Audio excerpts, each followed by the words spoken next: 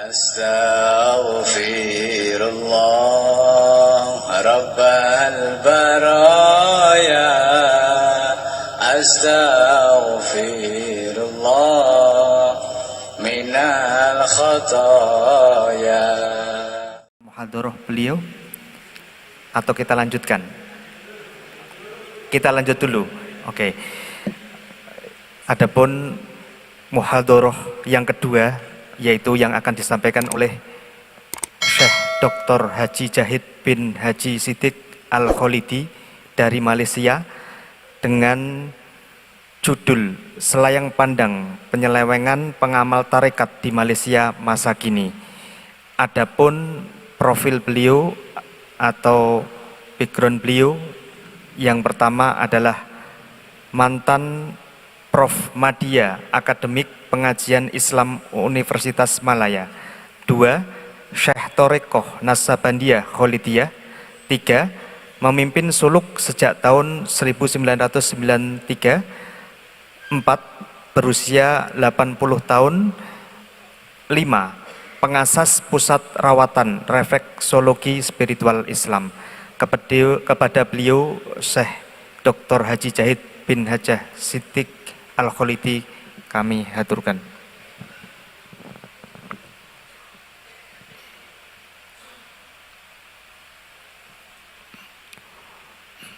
Assalamualaikum warahmatullahi ta'ala wabarakatuh. A'udzubillahi minasyaitonir rajim. Bismillahirrahmanirrahim. Alhamdulillahil qail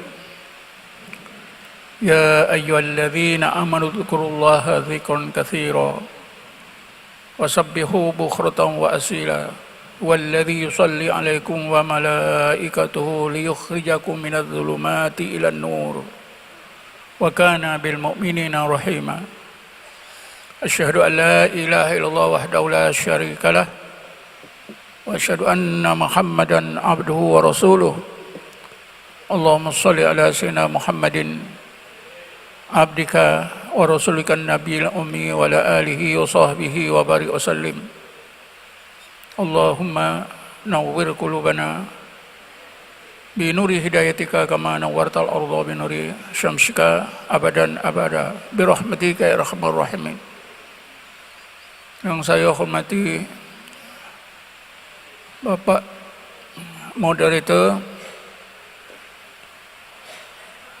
yang saya hormati para doktor, para syekh, para ustadz dan ustadzah, dan seterusnya, hadirin hadirat yang dirahmati Allah sekalian. InsyaAllah saya akan bercakap seperti yang diterangkan tadi berkaitan dengan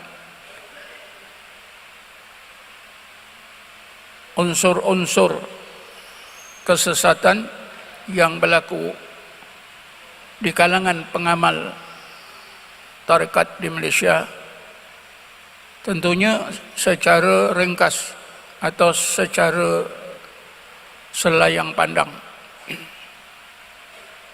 Hadirin dan hadirat yang dirahmati Allah sekalian, bagaimana kita semua maklum,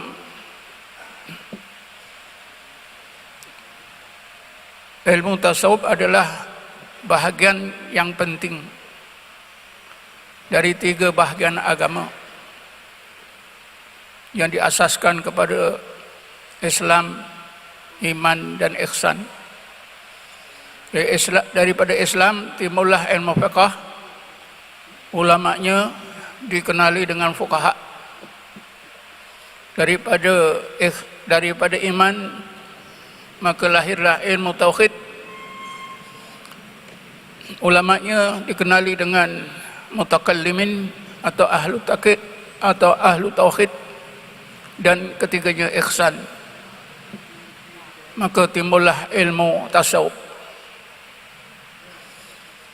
Tasawuf dianggap oleh semua ulama, tasawuf adalah merupakan bahagian yang terpenting, diibaratkan nyawa bagi badan. Macam mana tubuh badan tidak boleh bergerak, tidak boleh hidup tanpa nyawa, maka begitulah apa yang ditegaskan oleh ulama tasawuf, bahawa seseorang manusia yang beragama tanpa tasawuf, agamanya tidak hidup. Tarekat adalah merupakan amalan dalam tasawuf. Sebab itu seseorang yang belajar tasawuf mesti belajar tarekat. Kalau seorang yang belajar tasawuf tanpa tarekat, berarti orang tersebut telah meninggalkan prinsip tasawuf yang sangat penting. Karena ramai ulama tasawuf menegaskan, antaranya ialah Syekh Abu Qasim Al-Junaidi Al-Baghdadi yang semua kita kenal, yang meninggal dunia tahun 297 Hijrah. Beliau menegaskan dengan katanya, zikrullah ruknun qawiyun fi hadzal ilmi bal la yasilu ahadun ila Allah illa bidawami dzikri. Maksudnya, zikrullah adalah asas yang utama dalam ilmu tasawuf ini. Bahkan seseorang tidak akan sampai kepada mengenal Allah dan keridhaannya kecuali orang tersebut terus menerus sentiasa berzikrullah. Berdasarkan kepada kata-kata Abu Qasim Al-Junaidi Al-Baghdadi ini, maka dapatlah kita simpulkan bahawa zikrullah yang merupakan amalan asas dalam tarekat adalah merupakan asas atau prinsip yang utama di dalam ilmu tarekat.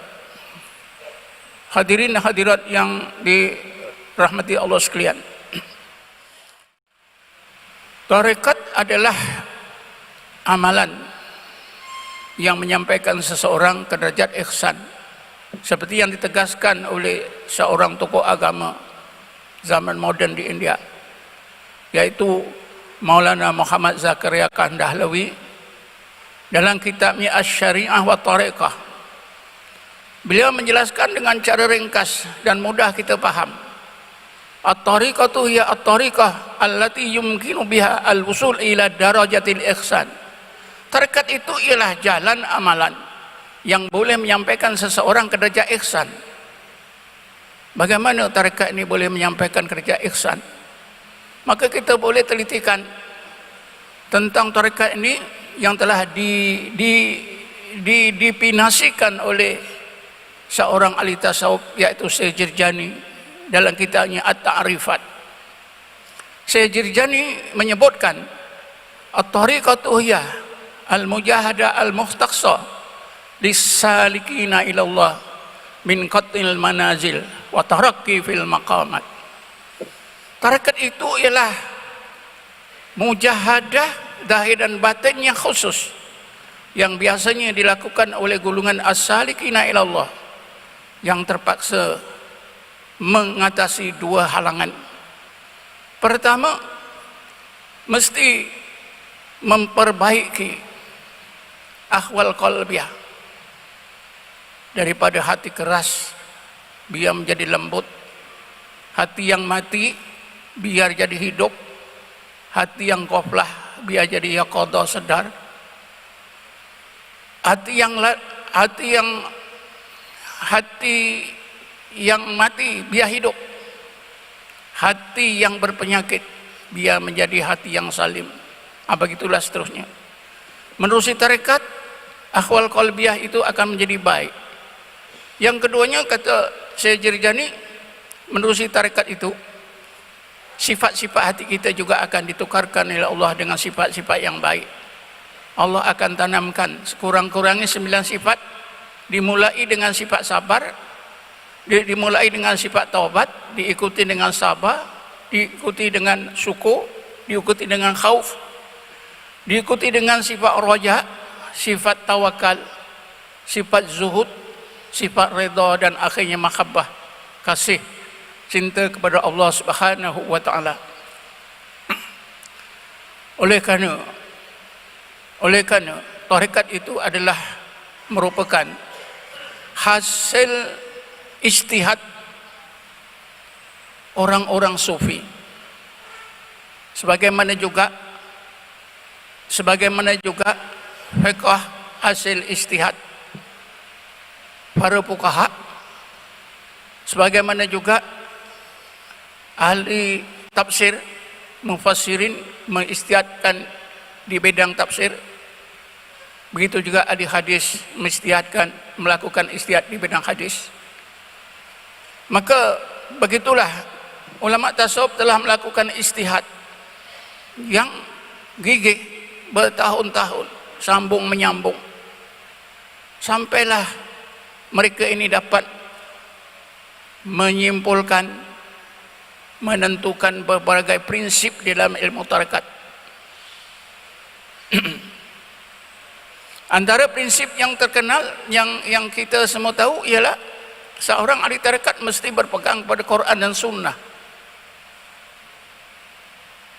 Menerusi prinsip yang pertama ini, tuan-tuan, saya dapati di Malaysia ramai pengamal tarekat tidak berpegang pada Quran dan Sunnah.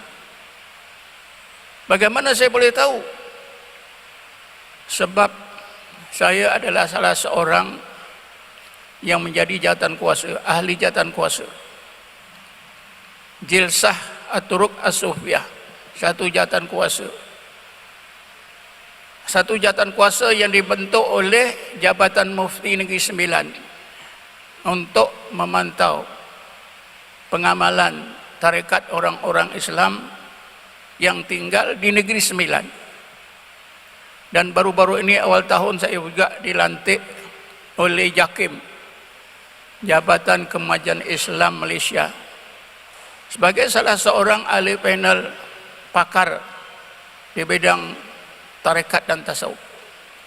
Daripada tugas saya yang sudah berlalu di Negeri Sembilan itu lebih 10 tahun, maka saya dapati banyak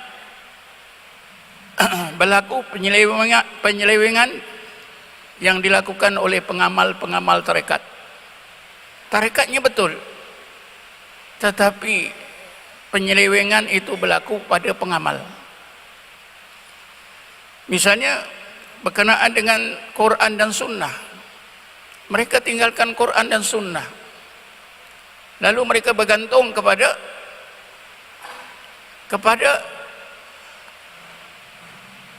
apa yang mereka dengar, bisikan-bisikan syaitan. Misalnya ada syekh tarekat di sana yang mengaku sebagai wali kutub. Saya sendiri dipanggil ke pusat pengamalannya, diberitahu,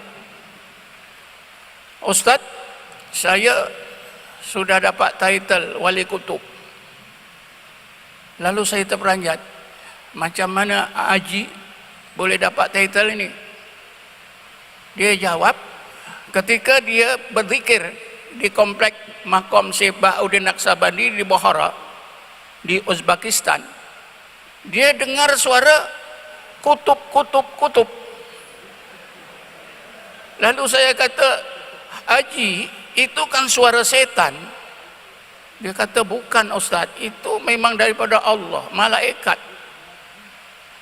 Ahli saya, jemaah saya 21 orang ikut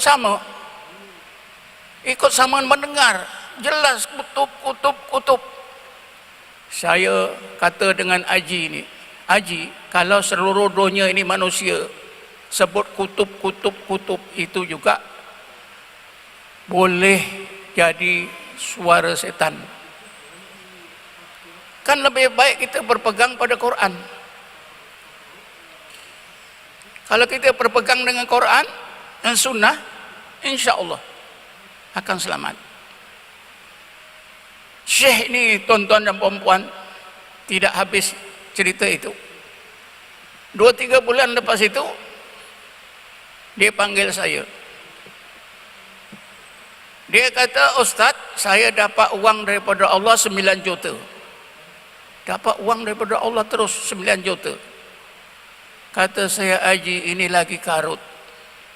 Tidak Ustaz, memang 9 juta. Uang 9 juta ni ada tersimpan di bank di Labuan. Untuk Ustaz 3 juta. Jadi janjikan untuk saya 3 juta. Untuk orang lain 3 juta, untuk dia sendiri 3 juta untuk kegiatan dakwah. Saya terangkan satu persatu. Ini karut. Tidak lama kemudian, Haji ini pula telefon lagi saya, suruh datang ke rumah, ke pusat pengamalan Tarekat Naqsabandi. Dia kata, Ustaz, sekian hari bulan akan datang ini, datanglah ke sini, karena ada penyerahan pedang Imam Mahdi. Dia mendakwa dapat pedang Mahdi yang akan diserahkan dalam satu majlis. Tetapi hadirin hadirat sekian, sebelum pedang ini diterima, hamba Allah ini meninggal dunia. Mengejut karena sakit jantung.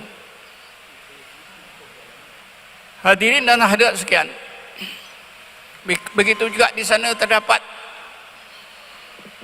syekh tarekat yang bila nak daftar di Jabatan Mufti isi borang. Dalam borang itu tarekatnya disebut Tarekat Khidiriyah. Semasa kita sisi interview, saya tanya, mana silsilahnya tarekat ini? Kenapa namanya Tarekat Khidiriyah? Oh, tarekat kami ini tidak ada silsilah, karena kami dapat pelajari tarekat Khidiriyah ini dengan menerusi mimpi. Nabi Allah Khidir datang dalam 14 rupa. Kadang-kadang rupa orang Melayu, kadang-kadang rupa Cina, kadang-kadang rupa Arab. Lalu akhirnya, ringkas cerita, kita nasihatkan dia supaya bertobat. Itu juga tuan-tuan, terdapat pengamal tarekat di sana yang percaya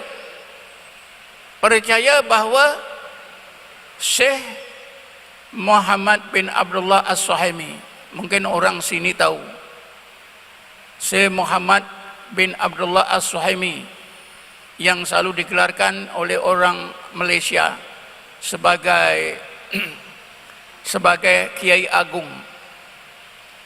Syekh Muhammad bin Abdullah As-Suhaimi ini telah meninggal dunia di sebuah kampung di Pelabuhan Kelang, di kampung Sungai Udang.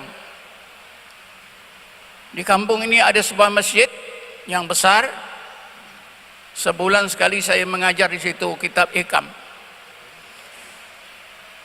Syekh Muhammad bin Abdullah As-Suhaimi ini telah meninggal dunia sekitar awal tahun 40-an. Tapi jamaah yang beramal dengan tarekatnya percaya Syekh Suhaimi ini tidak mati.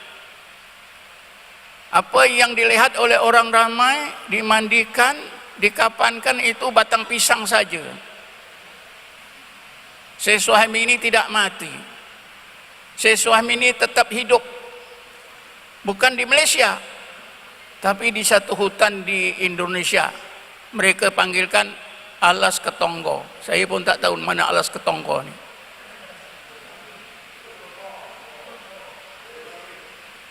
Mereka ni tuan-tuan, bila saya tanya pemimpin jemaah ini, saya tanya sendiri, bukan saya dapat maklumat begitu.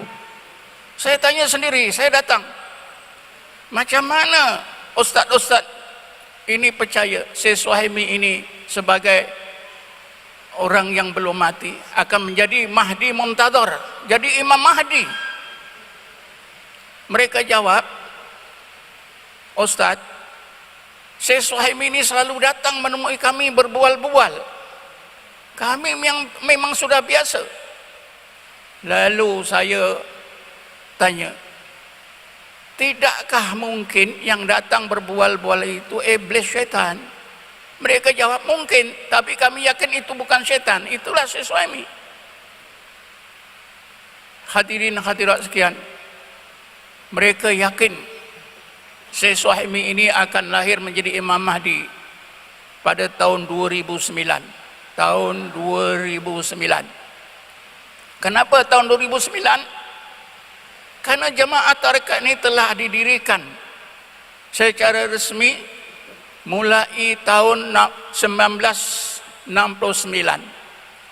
Jadi tahun 2009 genaplah 40 tahun usia jemaah ini. Jadi kerana itulah mereka yakin Imam Mahdi Muntadhar yang asalnya tadi Syekh Muhammad bin Abdullah As-Suhaimi akan lahir pada tahun 2009. Tapi sekarang sudah berlalu 10 tahun. 2019 Syekh Suhaimi tidak juga lahir. Salah seorang pemimpin besar mereka sudah meninggal dunia, tapi namanya saya tak perlulah sebut. Sudah meninggal dunia lebih 10 tahun juga. Mereka kata walaupun sudah meninggal dunia, pemimpin mereka ini tetap menjadi pemimpin yang gaib. Lalu mereka menyediakan sebuah rumah besar, disiapkan dengan bilik yang besar, dengan aircon, dengan katil, dengan sofa yang mewah-mewah. Kononnya pemimpin besar mereka ini selalu akan datang berehat, beristirahat situ. Pemimpin yang gaib yang tak dapat dilihat oleh mata, tapi pemimpin mereka ini tetap datang membantu mereka. Hadirin dan hadirat sekalian, kumpulan ini telah pun diheret ke mahkamah syariah. Satu mahkamah syariah di Selangor didapati bersalah dan mereka dihukum supaya bertaubat dan menjalani pemulihan akidah selama 500 jam. Langkah menjalani pemulihan akidah ini telah pun dijalankan di satu pusat akidah yang dikendalikan oleh JAKIM, Jabatan Kemajuan Islam Malaysia. Dan saya sendiri pun terlibat dalam usaha pemulihan ini. Walaupun 500 jam itu sudah mereka jalani pemulihan itu, tapi mereka tetap juga dengan keyakinan mereka bahawa Syekh Muhammad bin Abdullah As-Suhaimi akan muncul menjadi Imam Mahdi dan pemimpin besar mereka akan menjadi pembantunya. Karena pemimpin besar mereka dianggap sebagai pemuda Bani Tamim yang selalu disebut-sebut di dalam hadis Nabi akan menjadi pembantu Imam Mahdi. Hadirin dan hadirat yang dirahmati Allah sekalian, apa yang saya ceritakan ini adalah selayang pandang, saya ringkas. Tapi saya oleh kerana masa dah hampir cukup ini, 5 minit lagi, saya tutup dengan satu cerita. Ada juga satu kumpulan tarekat yang guna dengar-dengar. Kumpulan tarekat ini tidak semayang. Bila saya tanya kenapa tak semayang, Ustaz, saya ini dapat tahu kalau saya menolong satu hari itu 5 orang, maka saya tak perlu semayang. Sebab bila saya menolong seorang, markanya 6.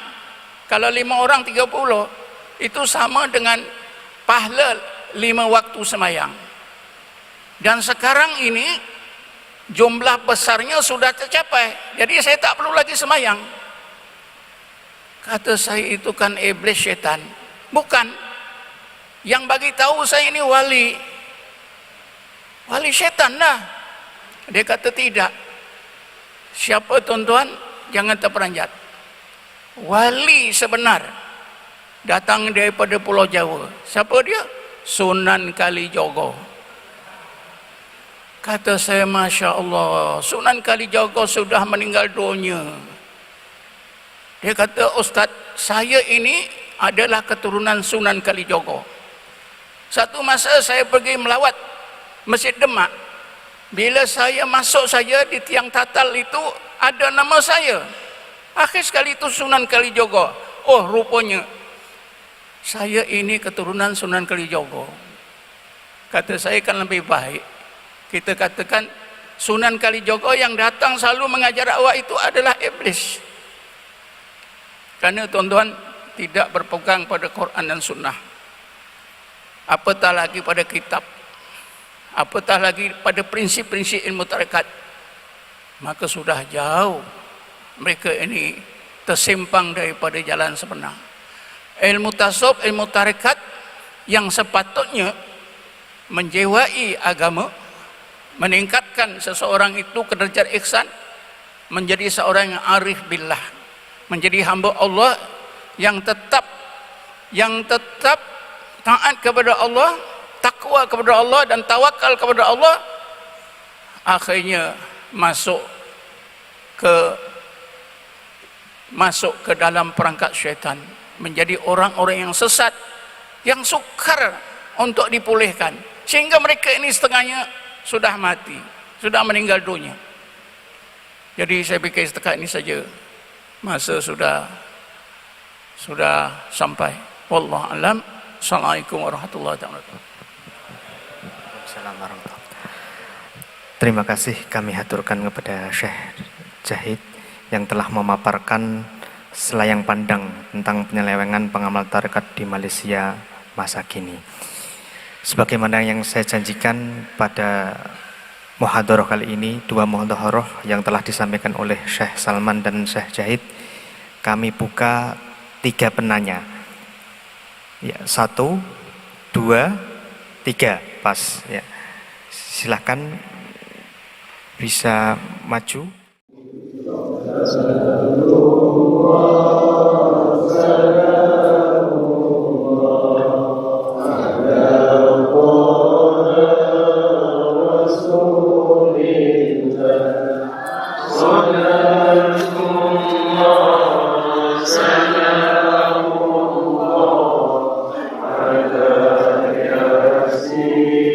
Amin.